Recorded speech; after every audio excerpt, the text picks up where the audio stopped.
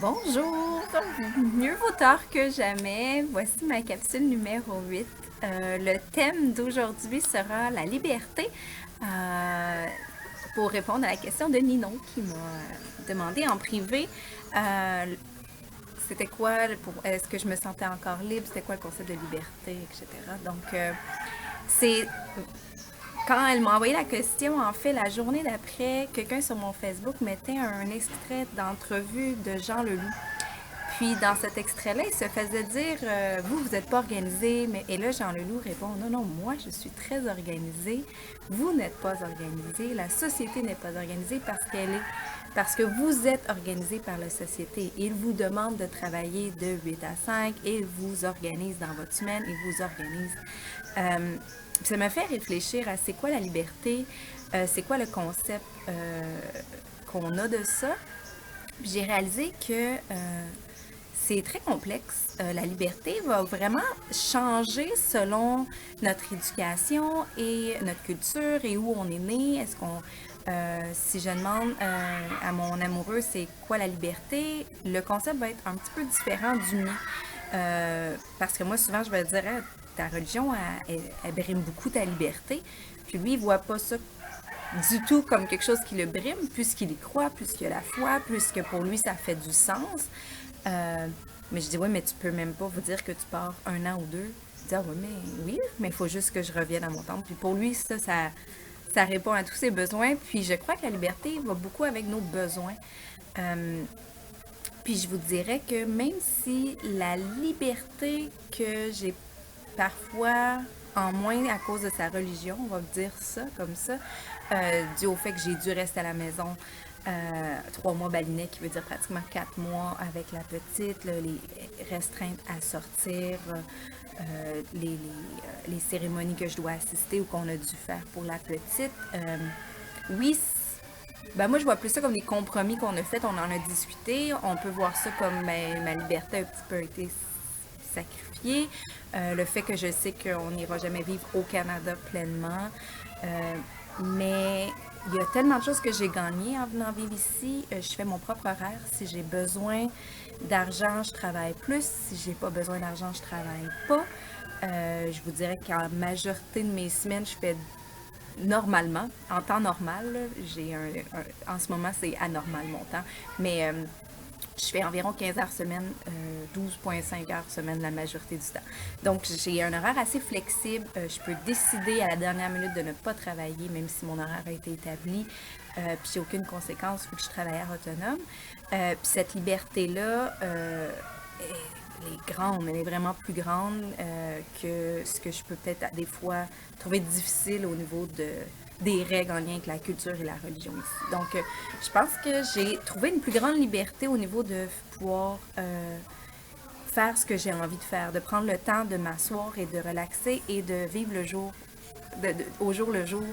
Et j'ai réalisé que vivre au jour le jour, comment on l'entend au Québec, c'est très différent de comment les gens l'entendent ici. Je crois que les Balinais ou Indonésiens, là, je vais prendre Balinais parce que je vis avec les Balinais, mais ont un concept beaucoup plus proche de la réalité de ce que c'est vivre au jour le jour. Par exemple, mon chum il trouve que, ben mon mari, il trouve qu'on vit pas au jour le jour. Quand je lui dis que ça serait important d'aller voir un notaire, de faire un testament, de trouver quelqu'un à titre de tuteur s'il nous arrive quelque chose. Puis il dit, quoi, est-ce que tu souhaites mourir? Puis là, je fais, non, mais c'est juste comme pour prévenir. Mais il dit, pour prévenir quoi? Puis, parce que pour lui, ben, pourquoi on aurait à penser à ces choses-là si on vit le moment présent, puis que, il dit, toutes les choses vont rentrer en ordre, pourquoi s'en faire? Puis je réalise à quel point que vivre au jour le jour a une autre signification que ce que nous on veut. Nous, est plus de dire qu'on peut faire un projet qu'on a envie, mais on reste quand même très restreint à, ben, on a souvent des dettes étudiantes, on a un appartement très élevé à payer ou une maison, on a plein de comptes, on a des enfants ou pas d'enfants, mais on a beaucoup de dépenses, ce qui fait que notre liberté est quand même très brimée à se dire qu'on vit au jour le jour. On n'a pas le choix de rentrer dans un certain moule pour pouvoir y arriver, pour pouvoir réussir à payer tout, surtout si on fait partie de la majorité des gens. Là, je parle pas du 1% très riche qui peuvent peut-être se permettre quelque chose d'autre. La liberté, c'est un concept, je pense, très fluide selon où est-ce qu'on est. Ici, je me sens plus libre parce que les dépenses sont très petites. Là, je vis plus à la manière indonésienne qu'à la manière, je dirais, touriste ici. Donc, mes dépenses sont petites, ce qui fait en sorte que je veux dire, on s'en sort aux alentours de 500 $ par mois, tout compris, nourriture, maison, frais. Donc, si je décide de faire plus d'heures et plus d'argent pour nous aider, ben c'est souvent pour planifier les vols pour aller au Canada ou planifier mes visas ou les dépenses comme ça. Mais sinon, le coût de la vie ici étant tellement petit, on a une certaine liberté de dire, ben, on peut profiter du moment présent, on peut vraiment dire que nos journées, on fait ce qu'on a envie. Ça vient aussi toucher plein d'autres thèmes, la liberté, le veut pas, faire ce qu'on veut. J'ai quand même, je dirais, que la liberté la plus restreinte pour moi actuellement ici, c'est les déplacements. Je regarde les gens conduire ici, puis j'ai essayé, mais je me sens pas en confiance de conduire la moto ici, ben le scooter. Je trouve que c'est périlleux, puis j'ai pas envie de prendre un risque inutile. Donc je suis beaucoup à attendre que mon conjoint m'emmène où est-ce que j'ai envie d'aller. Donc ça, c'est plus restreint. Je suis habituée de faire mes choses par moi-même. Puis j'ai mon vélo, mais ben, c'est périlleux aussi, là, se promener en vélo. Là, je le fais plus pour un déplacement sportif. Je sais où je m'en vais, je reviens. Si là, j'ai une amie française qui habite pas très loin bientôt, je vais peut-être pouvoir me rendre en vélo. Mais avec la petite, j'ai un vélo de route, c'est un peu plus difficile. C'est ça, c'est encore là, c'est plus difficile. Donc, cette liberté-là, je pense que c'est celle qui me manque le plus. La liberté de dire, je suis à l'aise avec mon environnement, j'ai envie d'aller faire une randonnée demain, ben j'y vais, puis j'ai envie d'aller à quelque part, j'y vais. Il faut toujours que je concorde avec mon conjoint, puis souvent, c'est une liberté ouais, qui me manque. La liberté de déplacement, mais aussi la liberté de cette facilité-là de savoir où j'ai envie d'aller, qu'est-ce que j'ai envie de faire. Je vais voir ma famille, je vais à tel endroit.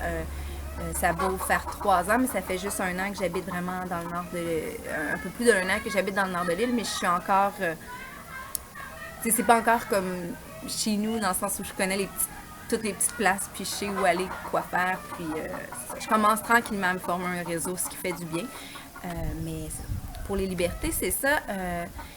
Je voulais aussi toucher la liberté due au fait que, une liberté plus personnelle, due au fait qu'il y a comme pas cette pression-là à être parfait, avoir une maison parfaite, full décorée, avoir les nouveaux habits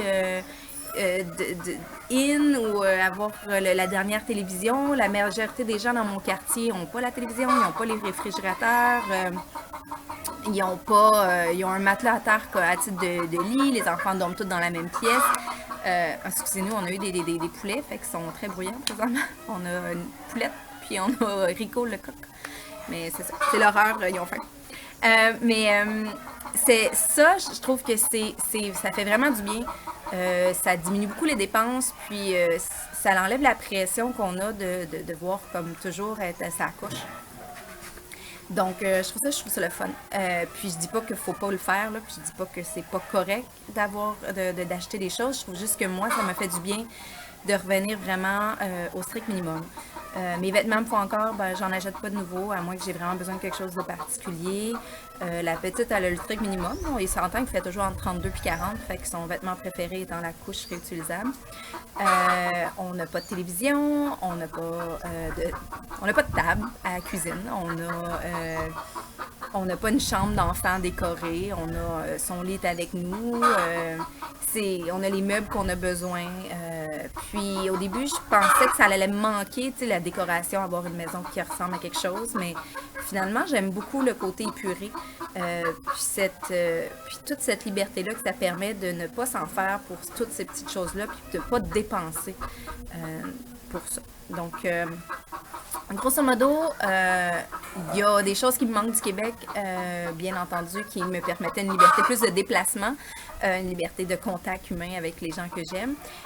Mais ici, j'ai gagné beaucoup en liberté liberté de temps, en liberté de choix, en liberté pour profiter de la vie. En fait, j'ai vraiment l'impression que je suis à la retraite à 34 ans. Donc, c'est quand même intéressant de dire que je peux profiter de la vie. Donc, voilà par rapport à la liberté. J'espère que ça vous a plu. Je l'ai faite one shot. Donc, voilà. Merci.